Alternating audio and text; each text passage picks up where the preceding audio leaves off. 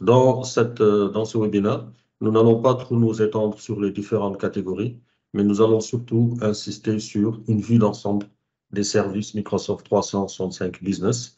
Nous pourrons aller plus longuement dans un autre webinaire sur les abonnements de type Microsoft 365 Entreprise, sachant que les conseils d'optimisation sont à peu près les mêmes et que chaque type d'abonnement a ses avantages et ses contraintes, disons ses potentiels.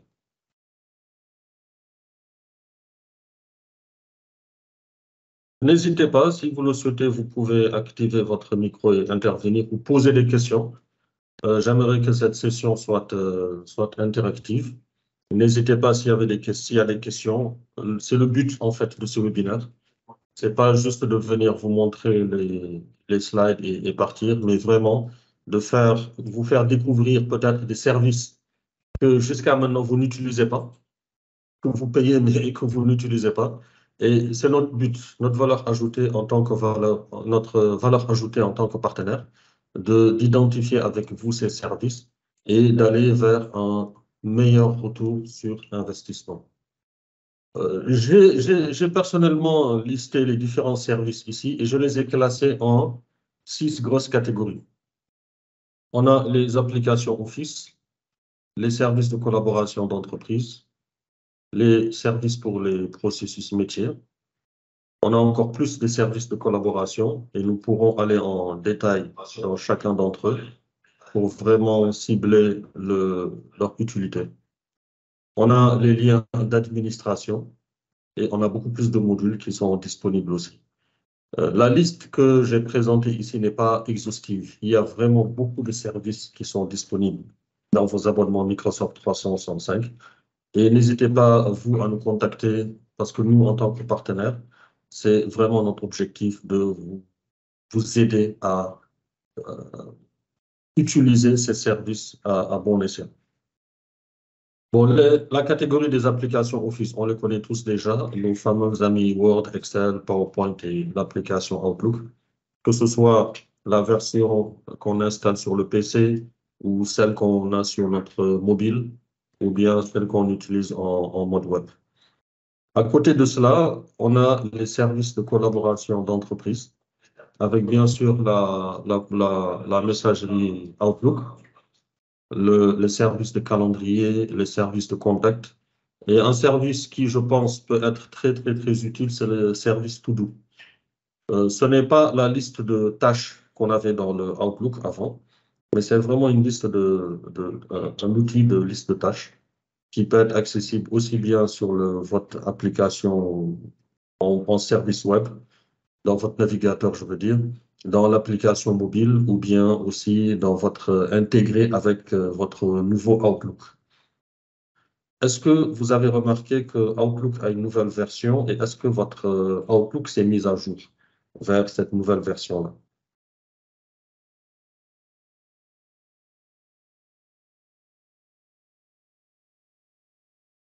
D'accord, oui. Donc, Badara, je vois que tu as répondu oui.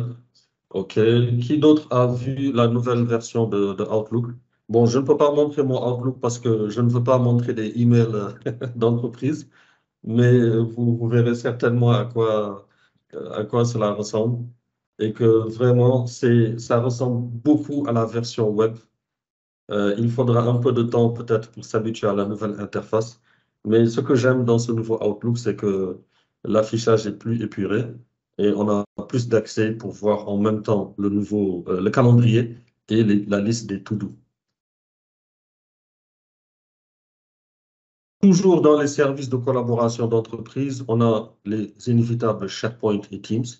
SharePoint pour créer les espaces de collaboration d'équipe. Et quand on parle d'espace de collaboration d'équipe, ça peut être au plus haut niveau le portail intranet de votre organisation, des espaces de collaboration pour chaque direction, chaque département, les équipes de projet, les équipes de collaboration avec des partenaires extérieurs, parce que quand je mets en place un espace SharePoint, je peux aussi donner accès à des partenaires extérieurs. Et je peux vous rassurer pour vous dire que avec Azure Active Directory, qui s'appelle maintenant Microsoft Entra, qui est la solution de gestion des identités. Tous les moyens sont disponibles pour vraiment sécuriser qui peut accéder à votre SharePoint, qu'il soit de l'organisation ou non, et à quel espace il peut accéder, et quel niveau d'action il peut faire. Est-ce qu'il peut juste lire un fichier? Est-ce qu'il peut le télécharger? Est-ce qu'il peut le modifier, ainsi de suite. Donc, vraiment, tous les moyens sont disponibles pour vous permettre d'avoir des espaces d'équipe professionnels, bien sécurisés, mais qui ne freinent pas la collaboration. On a ensuite le service de collaboration Teams, que nous sommes en train d'utiliser actuellement pour faire notre webinaire. Mais il faut savoir que cet aspect webinaire, c'est vraiment une infime partie des fonctionnalités de Teams.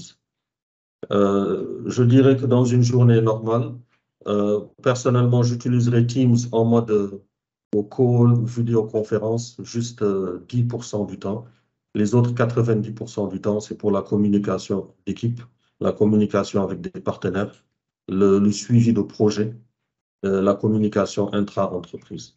Donc, ne voyez pas Teams comme un équivalent uniquement de Zoom pour les réunions en ligne, les vidéoconférences, mais il y a beaucoup plus d'outils de communication inter-équipe. Un autre service qui est très, très, très utile aussi et qui est inclus dans vos abonnements, c'est le service Planner.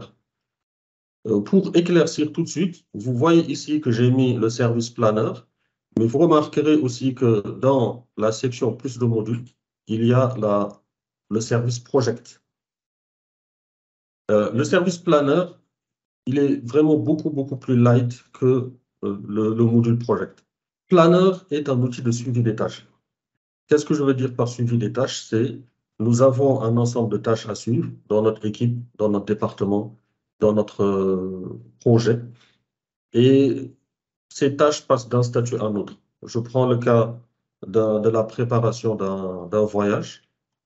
Il y a des tâches comme les réservations d'hôtels, les réservations de billets, l'organisation, la logistique interne. Toutes ces tâches vont passer d'un état non fait à un état en cours, à un état fait, et elles peuvent basculer d'un statut à un autre. C'est dans cette situation-là que Planner est vraiment la solution idéale pour vous, pour faire le suivi des tâches et des projets. Et ça peut s'appliquer à vos différents départements, ressources humaines, direction générale. C'est vraiment inspiré de la méthode Kanban qui place les tâches dans différentes slots et la tâche passe d'un statut à un autre selon son niveau de progression. Il est possible de le faire avec Planner. Et ce suivi est beaucoup plus simple que de faire par conversation email. Et aussi, personnellement, nous l'utilisons beaucoup dans les réunions de coordination hebdomadaires ou sur les projets. Pour chaque tâche, nous savons à quel statut elle est, quelles sont les actions pour la faire passer d'un statut à un autre. La différence est grande avec Project. Et c'est là qu'il ne faut pas faire confusion. Project est un outil complet de gestion de projet. Par outil complet de gestion de projet, j'entends que je peux définir un projet, lister des phases, lister des tâches. Chaque tâche démarre à une date de début et une date de fin. Le projet a un chemin critique. Et le logiciel Project calcule, réaménage, recalcule les tâches, leur date de début, date de fin, selon les informations de durée que je mets, selon les modifications que je fais sur chaque tâche. Par exemple, si une tâche qui devait prendre 5 jours, en tant que chef de projet, je la mets à 10 jours, Project a la possibilité de me recalculer l'impact de ce changement sur toutes les tâches à venir et, in fine, même de me recalculer la date de fin planifiée du projet par rapport aux informations que j'ai mises. Ça ne se limite pas aux tâches. Chaque tâche, je pense qu'il y a une main levée de Oumouja. Oumouja, allez-y, vous pouvez activer votre micro et poser la question. Posez votre question. On vous écoute. OK, d'accord, vous avez tapé la question. Est-ce qu'on peut utiliser Planner avec des externes? Oui. Quand Planner utilise des comptes pour faire des allocations de tâches. Donc, le Planner va se baser sur une équipe MS365 à laquelle on peut ajouter des membres. Et ces membres, ils ont une identité dans MS365. Ça veut dire qu'ils ont un compte d'invité. Et dans MS365, je peux créer un compte d'invité en me basant sur le email d'un utilisateur externe. Par utilisateur externe, ça peut être un autre compte MS365 ou bien des personnes, des comptes avec des adresses Gmail, Outlook.com ou autres adresses de messagerie. Donc, j'espère que ça répond à votre question. Je termine sur la partie MS Project. La spécificité de MS Project est que, en dehors de la gestion de l'enchaînement des tâches, des phases, dans un projet, il y a des ressources. Par exemple, pour un projet de construction, il y a des ouvriers, des architectes. Il y a aussi des ressources de type des sacs de ciment, des tonnes de gravats, etc., etc. Donc, toutes ces ressources peuvent être renseignées dans un projet. Et chaque ressource a un coût. Je peux mettre le prix de la tonne de ciment, le prix des gravats, le prix des ressources humaines, etc. Et Project va mouliner toutes ces informations-là pour vous donner en temps réel des informations du coût sur le projet. Avant même que le projet démarre, vous pouvez donc utiliser MS Project pour faire une estimation du budget total de votre projet quand vous avez l'information sur toutes les durées des tâches, toutes les ressources utilisées et tous les coûts de chaque ressource. Donc ça, ce projet est vraiment un outil complet de gestion de projet. Il a beaucoup plus de fonctionnalités. Il ne faut pas confondre euh, l'utilisation avec Planner, qui est un outil beaucoup plus light, beaucoup plus léger de suivi de tâches et de coordination des tâches. Ensuite, on a les services OneDrive et OneNote, bon, qui sont deux services que j'aime vraiment beaucoup utiliser. OneDrive est un outil de stockage et de synchronisation de fichiers. Et la règle concernant OneDrive est que OneDrive va être utilisé pour vos documents personnels. Sur OneDrive, vous allez voir que vous pouvez automatiquement enregistrer vos documents de bureautique, Word, Excel.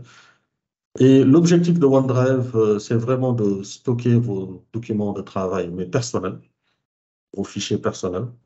Il a aussi la fonctionnalité de faire une synchronisation de vos dossiers, mes documents, le dossier bureau, le dossier mes images, ainsi de suite. Et il permet vraiment d'avoir une copie de ces données. Je préfère utiliser le terme de synchronisation pour ne pas vous faire penser que c'est une sauvegarde. Il faut faire la distinction avec cela. C'est une synchronisation. OneDrive vous permet une synchronisation de votre bureau, dossier, mes documents pour chacun de vos utilisateurs. Et j'utilise le terme de synchronisation parce que ce sera une copie en ligne sur le cloud Microsoft de ces données-là.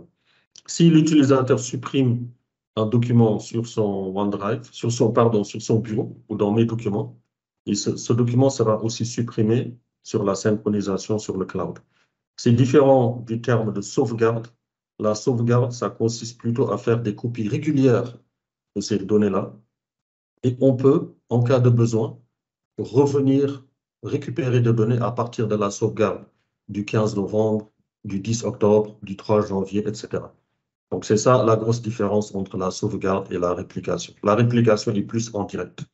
Mais bon, pour nous, en tant que IT, ça peut vraiment parfois nous alléger la tâche parce que imaginez un utilisateur dont le PC crash ou est perdu. Si il avait synchronisé le bureau ou mes documents sur son OneDrive, il va récupérer ces données-là dans l'état tel qu'elles étaient lors de la dernière synchronisation.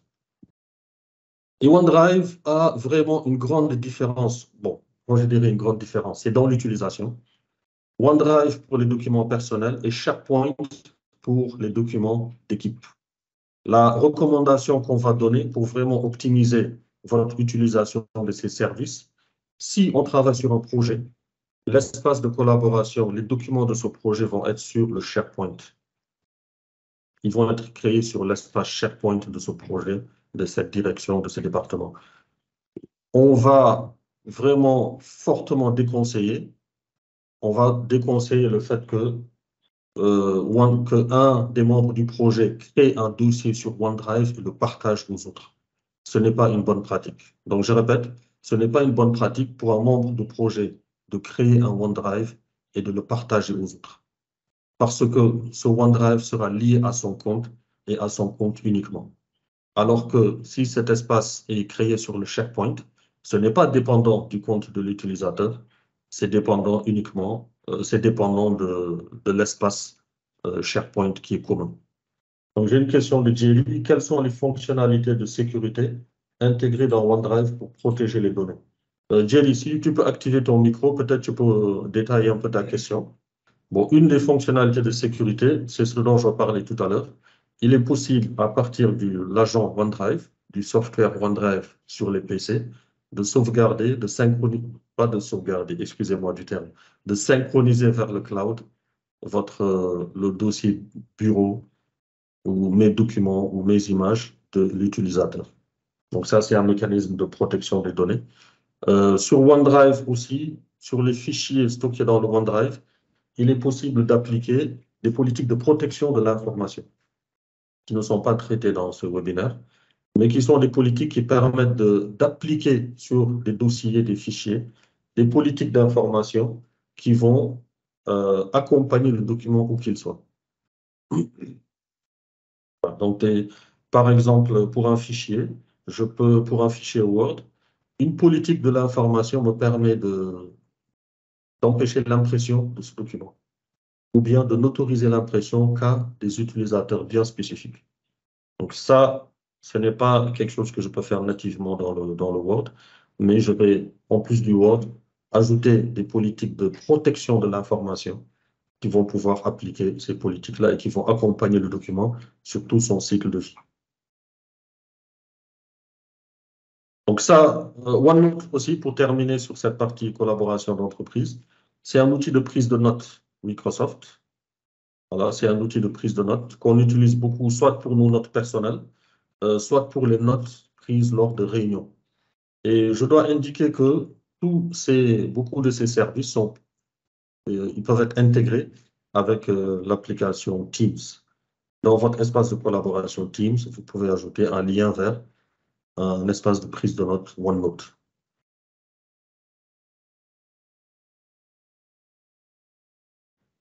Ensuite, une fois que vous avez vos applications Office, vos services de collaboration d'entreprise, ils peuvent sembler nombreux ici, mais bon, pas tellement déjà, mais aussi chacun a son domaine d'utilisation bien spécifique.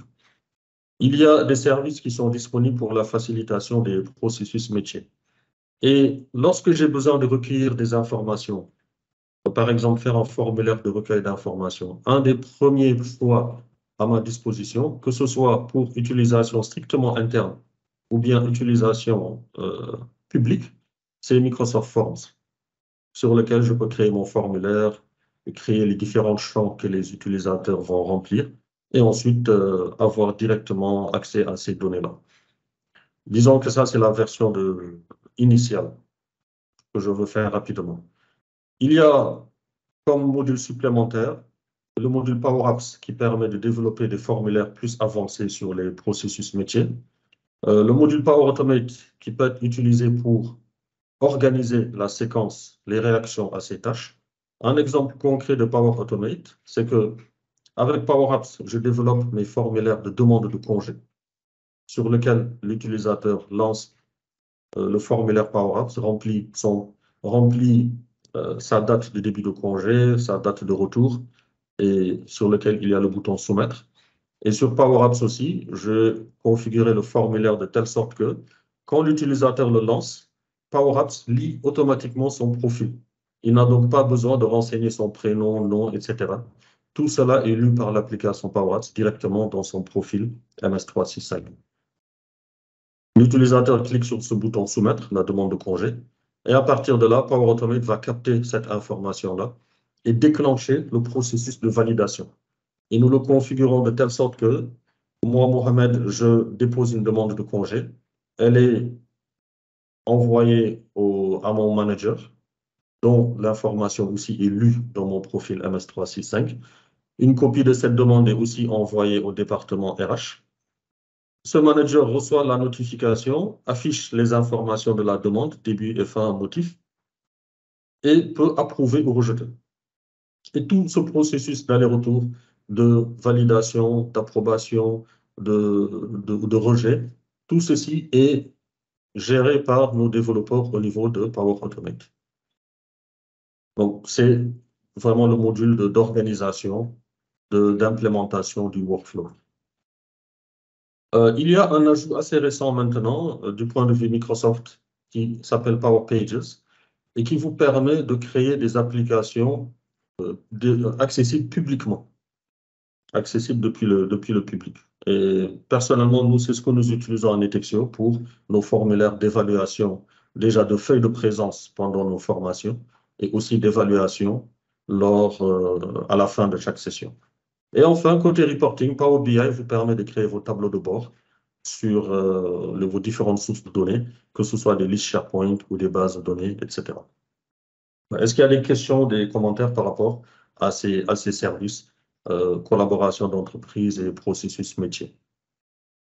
Philippe Gourand, quel est le service de collaboration le plus approprié pour la gestion et le suivi des tâches d'une équipe dont les membres sont d'une même organisation? La réponse est Planner. Vous allez sur le service Planner, créer un plan. Un plan que je peux vous recommander, c'est déjà le plan de suivi des tâches de l'équipe en général, les tâches générales de l'équipe. Ensuite, vous pouvez créer d'autres plans pour un projet spécifique ou un programme spécifique. Donc, c'est à vous de voir comment est-ce que vous allez l'organiser. Nous, on peut vous conseiller par rapport à la meilleure manière de l'organiser, tout en vous collant à votre organisation. Je peux donner un exemple. Imaginez que dans votre projet, dans votre département informatique, vous avez un plan de formation des utilisateurs. D'accord. Vous êtes le responsable du département, vous allez ajouter vos collègues qui travaillent aussi sur ce plan et vous allez lister les différentes tâches. Définition des formations, envoi des invitations, suivi de la formation, rapport sur la formation. Tout ça, ce sont différentes tâches qui, au début du plan, sont toutes à l'état non démarré. Et au fur et à mesure, chaque semaine ou chaque 2-3 jours, quand vous faites vos réunions de suivi de département ou de projet, c'est ce plan-là que vous allez utiliser comme base de travail pour suivre la progression. Donc, pour vous alléger la tâche, moi, je pense que c'est plus productif d'utiliser ça comme plan au lieu d'être là dans des allers-retours par email. Bon, voici le statut de telle tâche, etc., etc. Chaque membre de votre organisation, en tout cas à qui les tâches sont affectées, peut se connecter et mettre en direct mettre à jour le statut de cette tâche. Voilà. Chacun peut se connecter et mettre à jour le statut de la tâche, soit au fil du temps, soit durant la réunion de coordination même, les statuts de ces tâches sont mis à jour. Donc, pour répondre à votre question, vraiment, c'est Planner qui est la solution idéale pour la gestion et le suivi des tâches d'une équipe. Avec Planner, est-ce qu'on peut y soumettre des rapports journaliers afin de pouvoir l'utiliser à la fin de l'année? Oui, effectivement, dans une tâche Planner, il est possible de joindre des rapports. On peut soumettre des rapports journaliers, effectivement, on peut joindre des tâches, on peut joindre des fichiers, pardon. Si dans votre organisation, vous avez un template, un modèle de rapport journalier, vous pouvez le remplir et le soumettre dans le planner.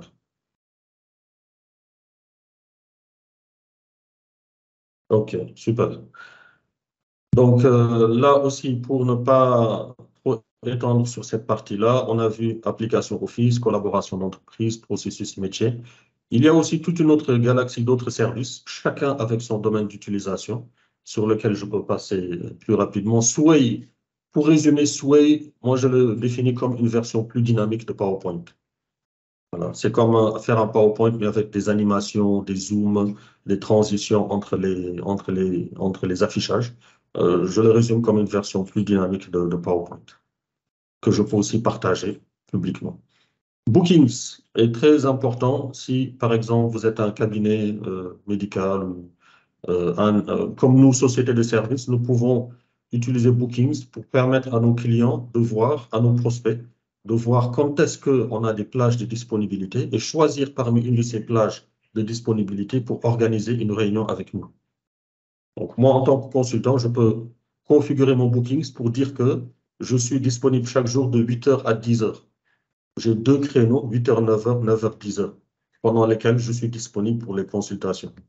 Et un utilisateur peut aller sur ma page Bookings, voir que je suis disponible demain vendredi de 9h à 10h et booker un meeting avec moi. C'est ça l'intérêt de Bookings. Whiteboard, comme son nom l'indique, est un espace de tableau blanc de collaboration. Lists va permettre d'utiliser les listes SharePoint de manière beaucoup plus, avec plus de fonctionnalités. Et un service de travail d'équipe qui permet de réutiliser des composants. Donc, bon, je ne vais pas trop m'étendre sur ce service-là parce qu'il a beaucoup de potentiel. Et personnellement, je ne voudrais pas aussi apporter de la confusion par rapport à Teams ou Planner. Il a ses scénarios d'utilisation. Pour le service Stream, d'accord.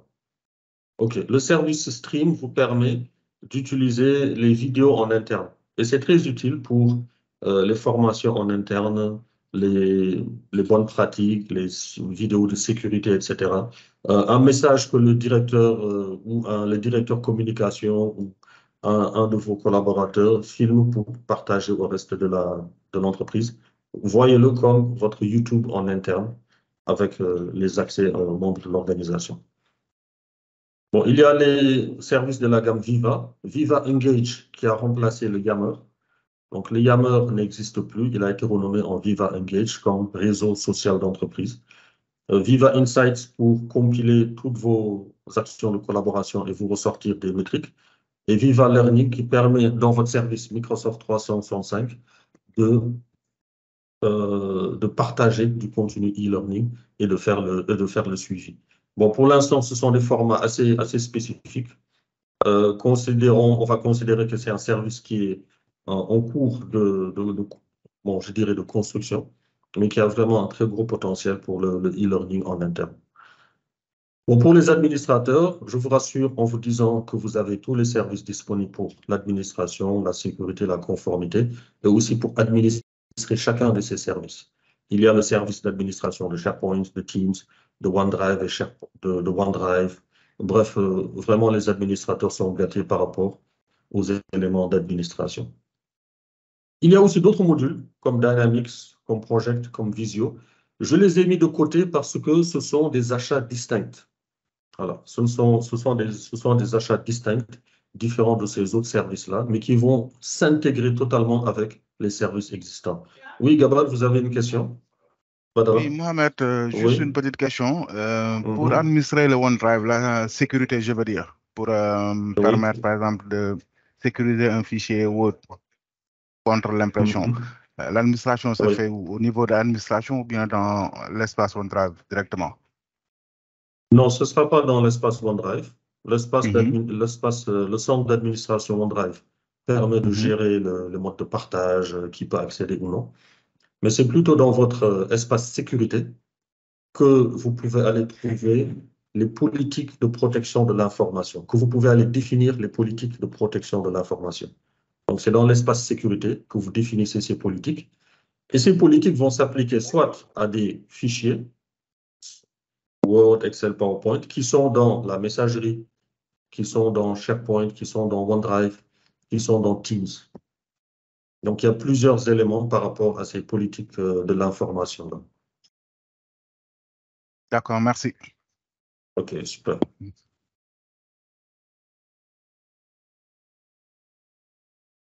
Pour les optimisations que je voulais vous proposer, la première optimisation, je vais passer directement à la slide qui résume cela, c'est la sécurité. Voilà. Comme les optimisations techniques. La première optimisation, voilà, Intune, voilà Jerry, bonne observation. Intune, on va en parler à la fin. Intune est un service qui est destiné à la gestion de vos devices.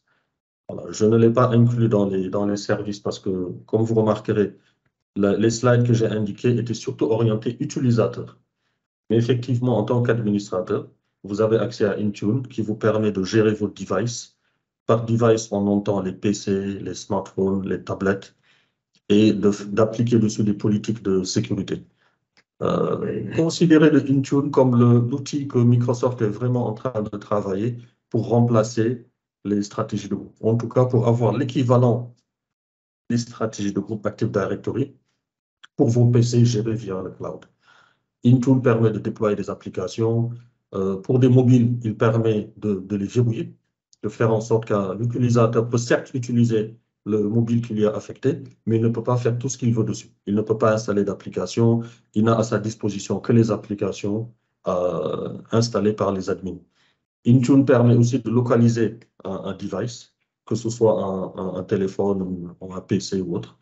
Intune permet de fixer des politiques de sécurité, de s'assurer que sur les PC, le BitLocker est activé pour le chiffrage du disque, de s'assurer qu'il y a un antivirus, un anti-malware qui est bien déployé, même si ce n'est pas celui de Microsoft, mais en tout cas qu'il y en a un autre qui est bien déployé. Donc Intune est aussi un service très, très, très important et intéressant pour les administrateurs.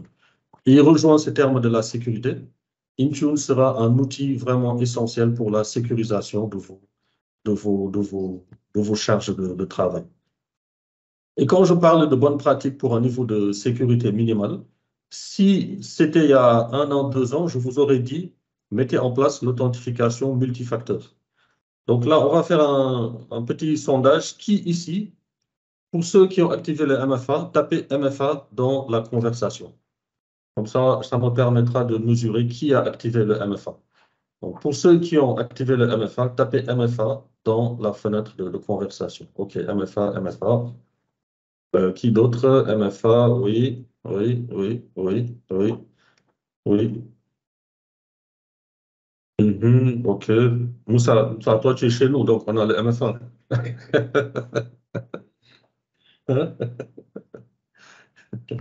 D'accord. Donc, pour ceux qui n'ont pas activé l'authentification multifacteur, activez-le très rapidement. Disons que c'est le minimum vital maintenant pour la sécurité de votre système d'information. Par authentification multifacteur, je vais afficher la slide. Par authentification multifacteur, on entend que le mot de passe, quand vous vous connectez à MS365, le mot de passe est un facteur d'authentification. Vous avez votre login. Le mot de passe est un des facteurs d'authentification. Vous le tapez, c'est un premier facteur d'authentification. Un deuxième va être ajouté, et c'est pour cela qu'on parle de multiple factor of authentication.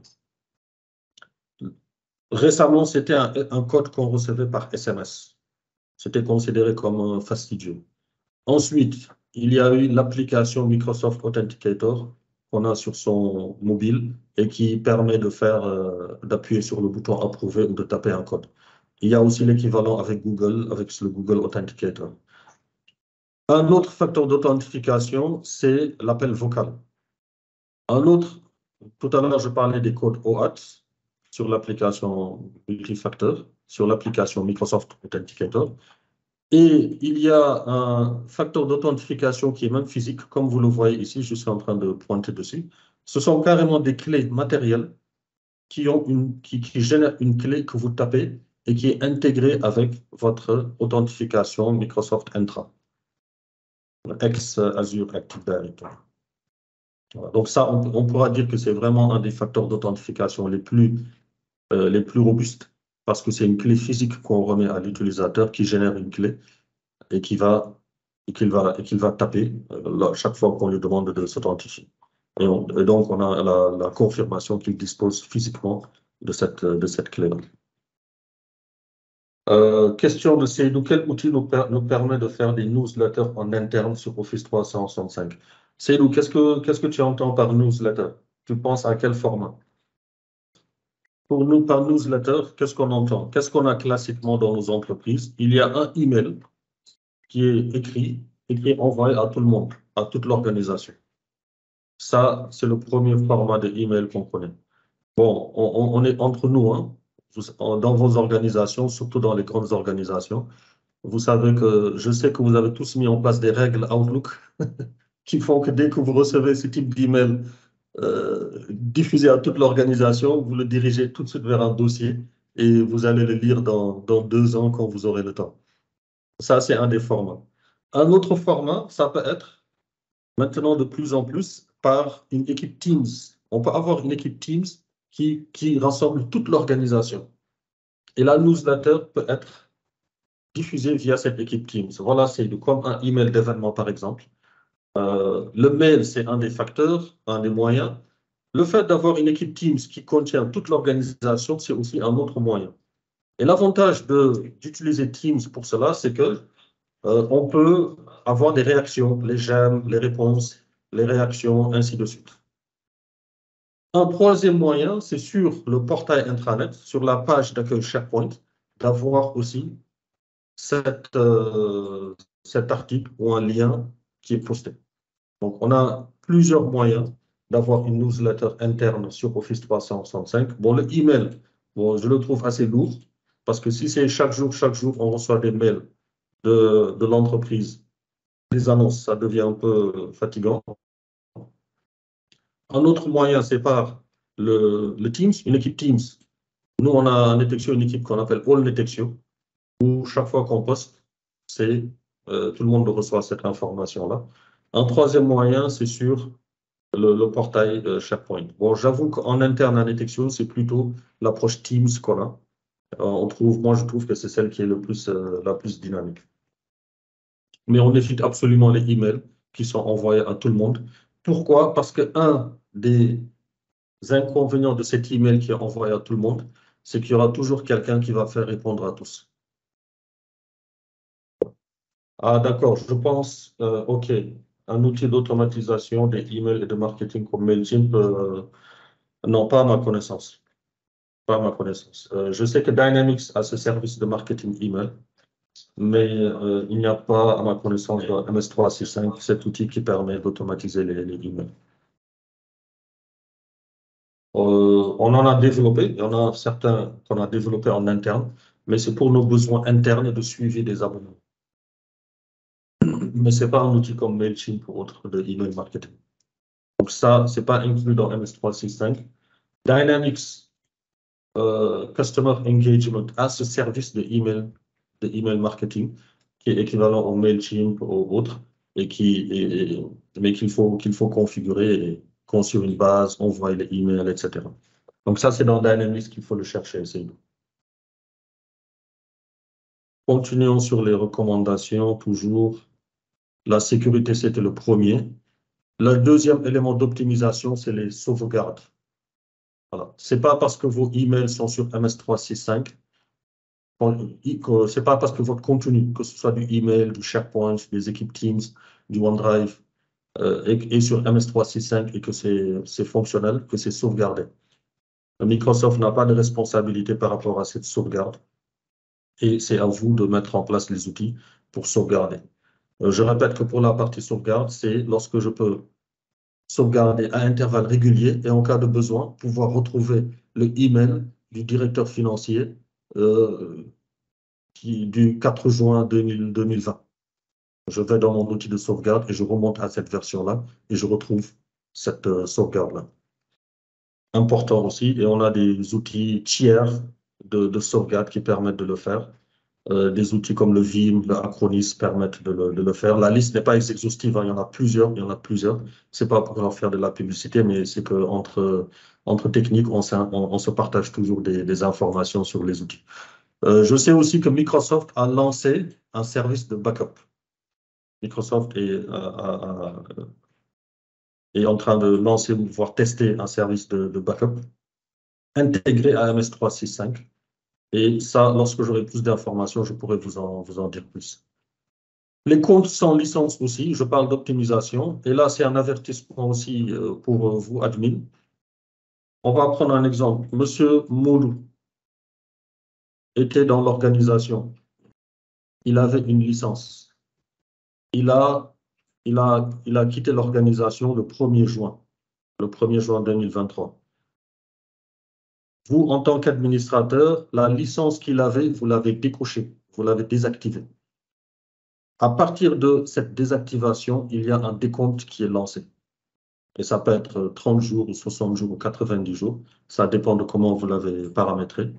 Là, je n'ai plus en tête la valeur par défaut. Mais à partir du moment où vous avez désactivé la licence d'un utilisateur, Microsoft lance un décompte.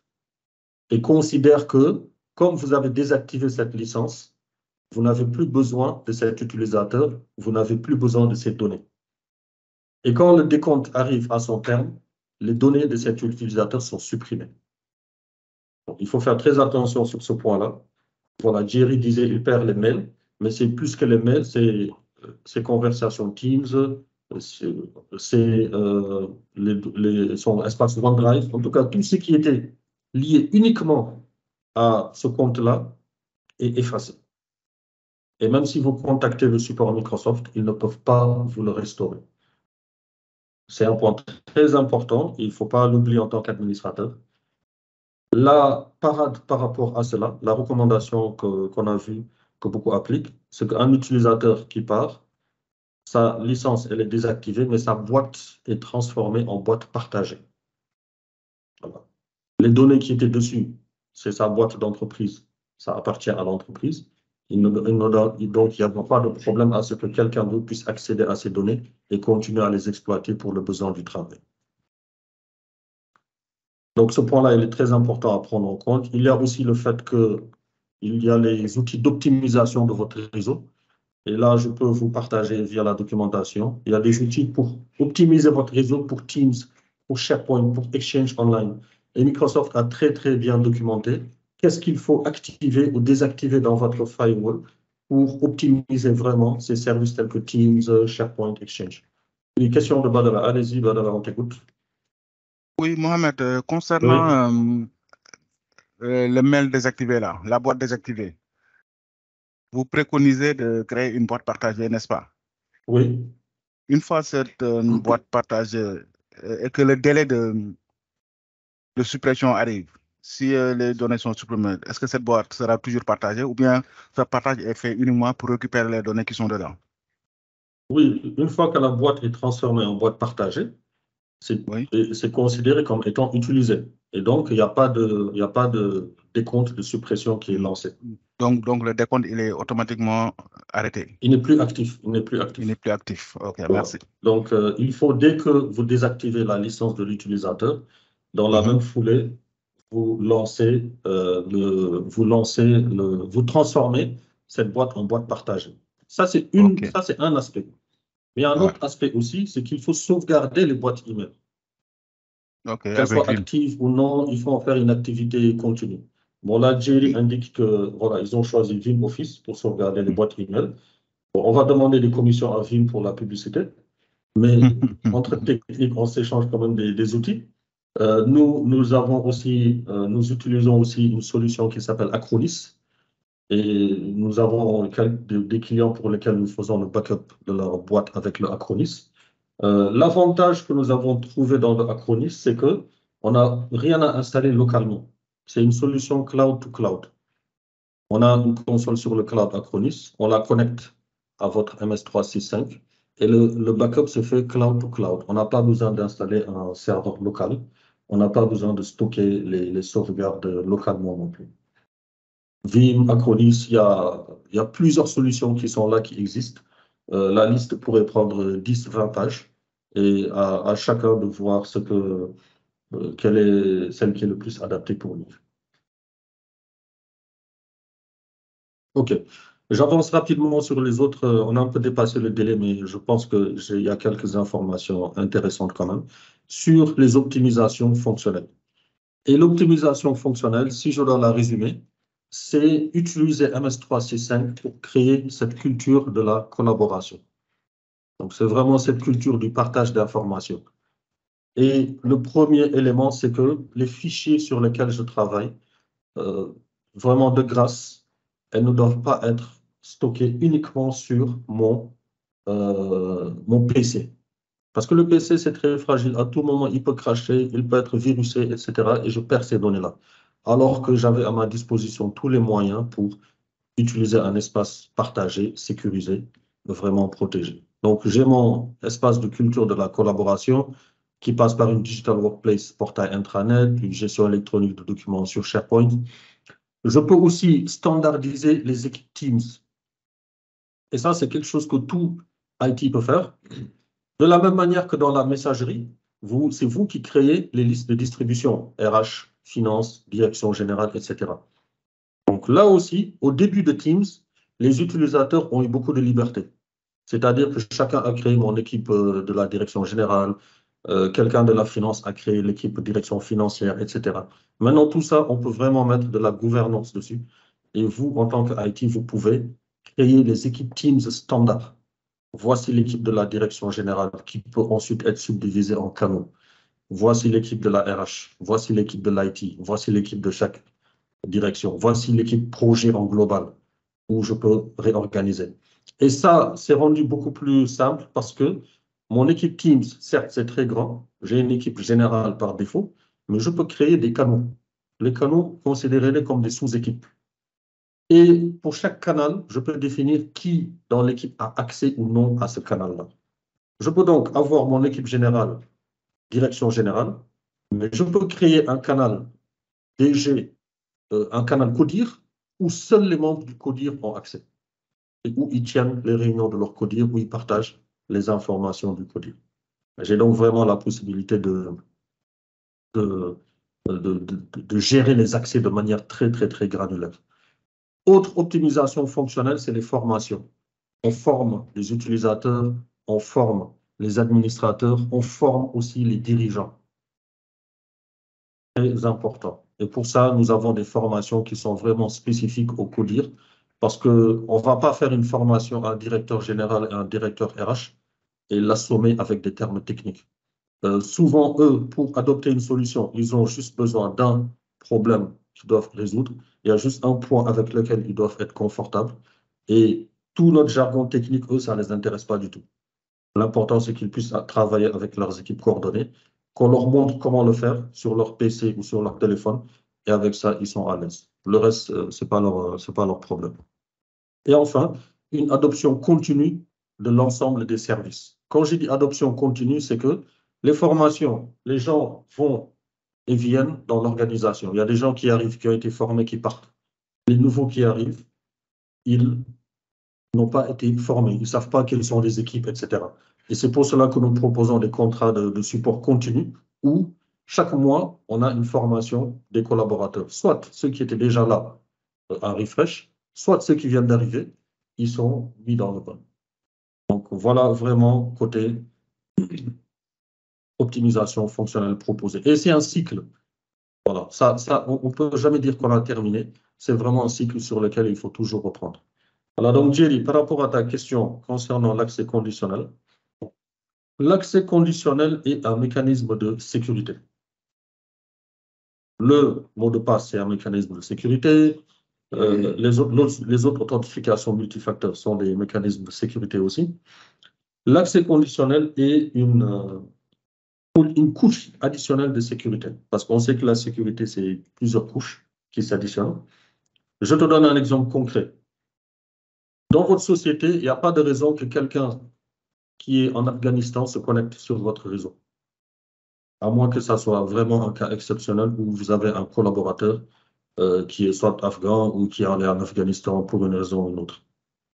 Donc, l'accès conditionnel me permet donc de dire que par rapport à l'organisation, voici des zones géographiques que je mets dans ma liste autorisée.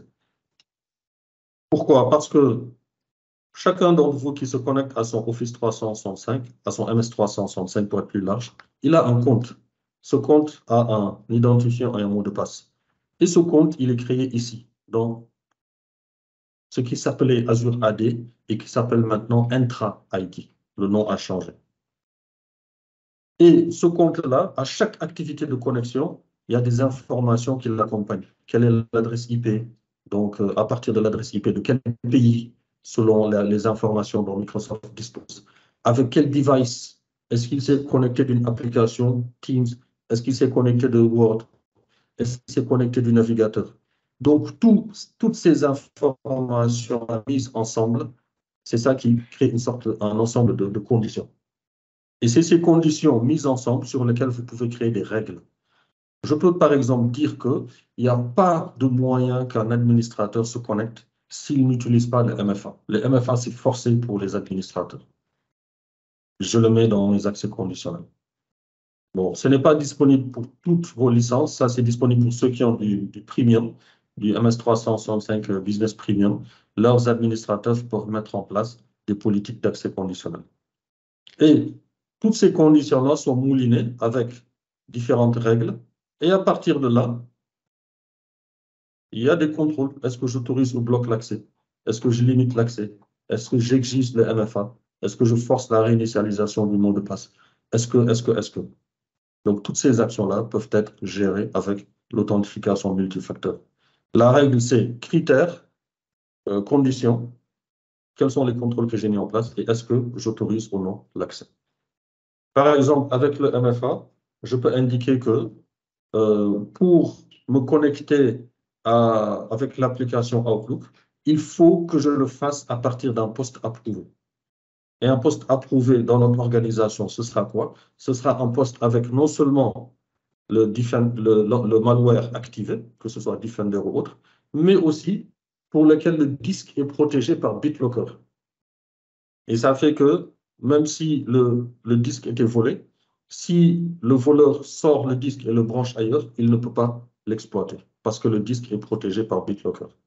Alors que si ce n'était pas le cas, il suffit de le brancher sur un autre laptop et il peut accéder à ces données-là. Donc, Jerry, j'espère que ça répond à ta question pour à la partie sécurité sur l'aspect conditionnel. Mais on peut élaborer, il y a vraiment beaucoup de choses à dire sur la partie conditionnelle, la partie accès conditionnel.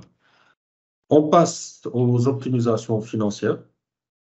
Voilà, et là, je pense que ça va intéresser tout le monde parce que ça parle d'argent. Une des premières optimisations qu'on peut vous conseiller, c'est le profiling des licences. Et quand on parle de profiling des licences, c'est vraiment pour vous avoir un meilleur retour sur investissement. Certes, on ne veut pas que vous dépensiez trop, mais aussi, on ne va pas sous-dimensionner. Voilà. Ce serait un peu brider votre organisation, que les gens n'utilisent que le email et qu'ils n'aient pas accès au OneDrive, aux Teams, aux applications Office, à la sécurité, à la gestion des devices. Éviter le sous-dimensionnement, privilégier les paiements annuels sur les paiements mensuels. Considérez que si vous payez annuellement, pour résumer, payer annuellement, c'est comme payer 10 mois, si je dois résumer ça. Je prends un abonnement, je paye annuellement, c'est comme si j'avais payé 10 mois. Donc, les 2 mois, je les économise parce que j'ai payé annuellement. Aussi, l'optimisation des outils.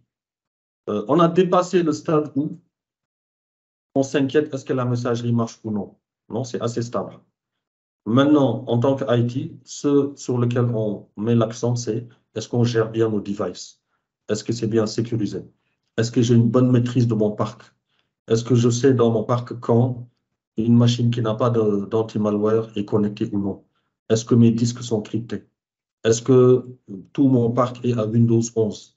Ou au moins, si c'est à Windows 10, est-ce que c'est au moins à Windows 10 version, je ne sais pas moi, 2022, H2, etc. Donc, c'est ces informations-là, c'est là qu'on nous attend. Ce n'est pas pour savoir est-ce que la messagerie fonctionne ou non, ça, c'est plus ça qui nous stresse réellement. Mais est-ce que tous les éléments sont mis en place pour une gestion, une sécurisation optimale de mon parc? Éviter le double paiement. Ça, je l'ai mis pour éviter que vous ayez le Windows Defender qui est dans votre licence et que vous allez acheter un autre anti-malware. Ce sera comme double utilisation. Ou bien, vous avez le Windows 10 ou 11, vous pouvez mettre en place des politiques pour activer le BitLocker et vous allez acheter par exemple un autre outil de type Symantec pour faire le cryptage des disques. Peut-être que vous ne saviez pas que c'était inclus dans votre licence, mais c'est à nous, en tant que partenaire, de vous dire que cette fonctionnalité-là, c'est inclus dans votre licence. Si maintenant vous le testez et que vous n'en êtes pas satisfait, là, bien sûr, vous avez tout à fait la justification pour aller chercher une autre licence. Donc, voilà, je vais m'arrêter ici par rapport aux optimisations financières. L'objectif, c'est vraiment de maximiser les licences que vous utilisez. Et pour ça, il y a des licences qui contiennent les packages complets. Quand on est dans la catégorie business, c'est-à-dire moins de 300 utilisateurs, on a le business premium. Et dans la catégorie entreprise, on a les abonnements de type E3, Enterprise, Microsoft 365, E3, E5, sur lesquels on peut vraiment beaucoup vous accompagner et vous montrer les fonctionnalités qui sont incluses en chaque. Ce qu'on veut surtout éviter, c'est que vous payez 2 fois pour la même chose, en achetant une solution des licences Microsoft qui fournissent certaines fonctionnalités, et que par ignorance, vous allez acheter aussi une autre solution qui fait la même chose. Et en tant qu'administrateur, vous êtes avec deux outils, deux consoles, plusieurs consoles, alors que tout pourrait être utilisé dans la même console. Pour l'assistance, est-ce que vous avez déjà des questions ou des commentaires avant qu'on passe à la conclusion? Donc, pas de commentaires. Bon, j'espère qu'on a répondu à toutes les questions. Bon, vous avez aussi, OK, Oumoudia, y a-t-il un service qui permet de gérer le parc informatique? Par gérer le parc informatique, si on prend le cas de Intune, avec Intune, vous pouvez enregistrer vos devices, les gérer sur une console centralisée, avoir les informations, déployer des applications, déployer des politiques de sécurité. Si c'est par ça que vous entendez le fait de gérer le parc informatique, c'est possible avec le Intune. Si vous cherchez un outil de service desk, un outil qui permet aux utilisateurs de soumettre des tickets de support, que ces tickets de support soient pris en compte par des agents helpdesk et qu'on puisse faire le suivi, il y a soit une application qui est disponible qui permet de le gérer dans MS365. Il y a aussi les logiciels de type System Center, Service Desk, qui permettent d'avoir ça à une échelle beaucoup plus grande au sein de l'organisation. Mais on a en interne une application qu'on peut mettre à votre disposition pour gérer les tickets de support, le suivi, c'est traité par quel technicien, c'était affecté à tel technicien, le reporting, ainsi de suite.